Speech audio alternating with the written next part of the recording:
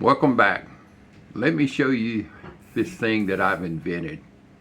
It could be world changing. Yeah, man. They could have parades about this.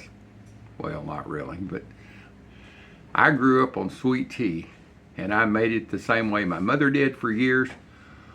Uh, Big pot of boiling water because she made a couple of gallons at a time. The tea bags went in after you turned it off. They steeped for 8 or 10 minutes. You put a lid on them, and before it got cooled down, she took and dumped that tea into her containers and put the sugar in it. She already had it measured out in the bottom, stirred it around, and then she would put ice water in on top of that, and that would set that sugar so it wouldn't fall out. You know how you put sugar in iced tea that's already cold?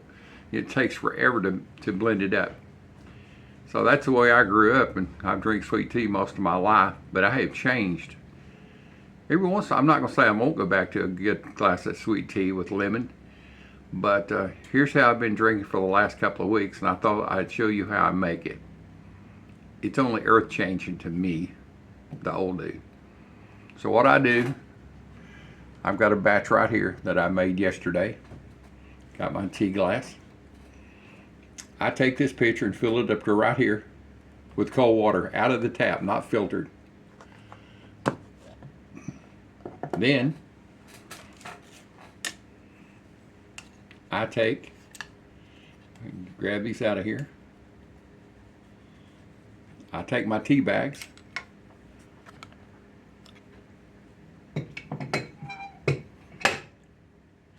I'll put a couple at a time in this lemon squeezer on all the juice I can.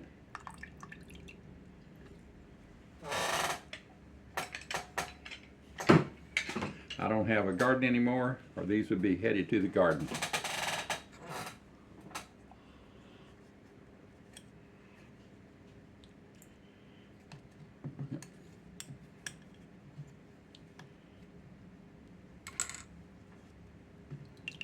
I think in this one I put 6 tea bags, if I remember right.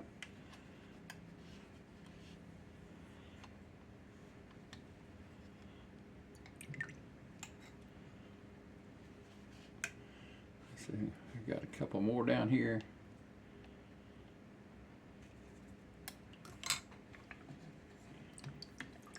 This lemon squeezer, or lime citrus squeezer, I guess would be the proper name.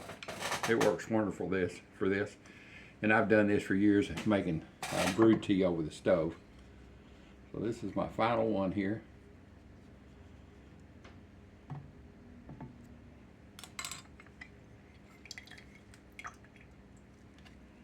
All right, let's see, make sure I got them all out of there. All out of there. Stir it up. And guess what? You have tea. Cold brew tea. Now, I didn't invent it. I just happened to watch a video the other day. I make a lot of tea. A couple of days in, it will kind of be cloudy. It tastes the same, but the looks are just not quite as appetizing. So I decided I would make cold brew tea.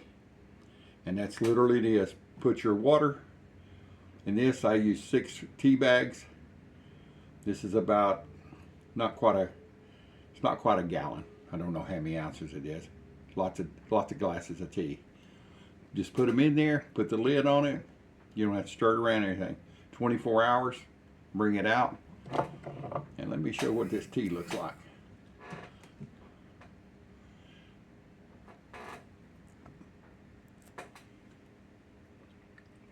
Beautiful mist.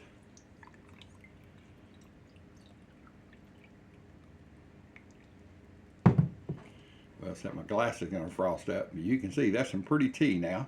Not that that makes any difference in the flavor. I mean, I don't think it does. Maybe it does. I don't know. Cloudy tea may taste different.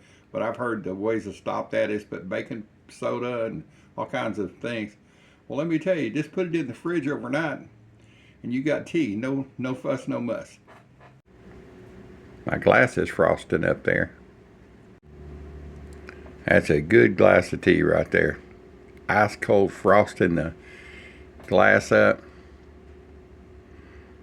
No hassle, no muss, no fuss. Just some really good strong tea. All right, let's get a taste of this.